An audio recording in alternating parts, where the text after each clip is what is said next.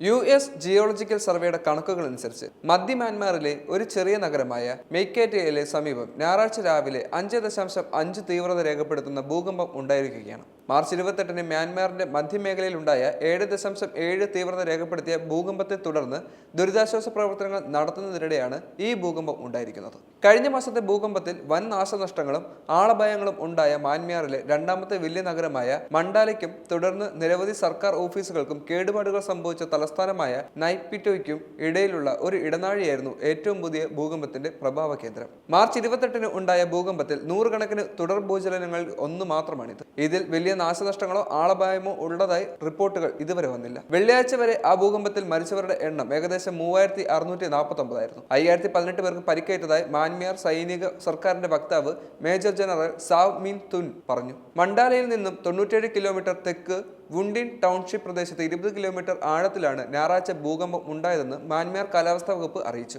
US geological survey 7.7 kilometre ആഴവും ഇതിന് കണക്കാക്കിയിട്ടുണ്ട്. ഭൂകമ്പം വളരെ ശക്തമായിരുന്നതിനാൽ ആളുകൾ കെട്ടിടങ്ങളിൽ നിന്ന് പുറത്തേക്ക് ഓടിയെത്തിയെന്നും ചില വീടുകളിൽ മേൽക്കൂരയ്ക്ക് കേടുപാടുകൾ സംഭവിച്ചതായും വുഡ്വിൻ നിവാസികൾ അസോസിയേറ്റഡ് പ്രസിനോട് പറയുകയും ചെയ്തു. ഏറ്റവും പുതിയ ഭൂകമ്പം അനുഭവപ്പെട്ടിട്ടില്ലെന്ന് നൈപിറ്റോയിലെ ഒരു നിവാസിയും ഫോണിൽ ബന്ധപ്പെട്ടിട്ടുണ്ട്. വിവരങ്ങൾ സൂക്ഷ്മമായി നിയന്ത്രിക്കുന്നതിന് വേണ്ടി ഇഷ്ടപ്പെടുന്ന സൈനിക സർക്കാരിനെ പ്രകോപിപ്പിക്കുന്നത് ഭയന്ന് പേര് വെളിപ്പെടുത്തരുതെന്നും ബന്ധപ്പെട്ടവർ ആവശ്യപ്പെട്ടിട്ടുണ്ട്. മാർച്ച് 28-ലെ ഭൂകമ്പം മൂലമുണ്ടായ നാശനഷ്ടങ്ങൾ മ്യാൻമാറിലെ നിലവിലുള്ള മാനുഷിക പ്രതിസന്ധിയെ കൂടുതൽ വഷളാക്കുമെന്ന് ഐക്യരാഷ്ട്രസഭ കഴിഞ്ഞ ആഴ്ച മുന്നറിയിപ്പ് നൽകി കഴിഞ്ഞു. ആഭ്യന്തര യുദ്ധം ഇതിനകം തന്നെ 3 ദശലക്ഷത്തിലധികം ആളുകളെ മാറ്റി പാർപ്പിച്ചിരുന്നു. ഭൂകമ്പം കാർഷികോൽപാദനത്തെ സാരമായി തന്നെ ബാധിച്ചുവെന്നും ഭൂകമ്പ മേഖലയിലെ നിരവധി മെഡിക്കൽ സൗകര്യങ്ങൾക്ക് കേടുപാടുകൾ സംഭവിച്ചതിനാലോ നശിപ്പിക്കപ്പെട്ടതിനാലോ ആരോഗ്യ അടിയന്തരാവസ്ഥ ഉണ്ടാകുമെന്നും അതിൽ പറയുന്നുണ്ട്.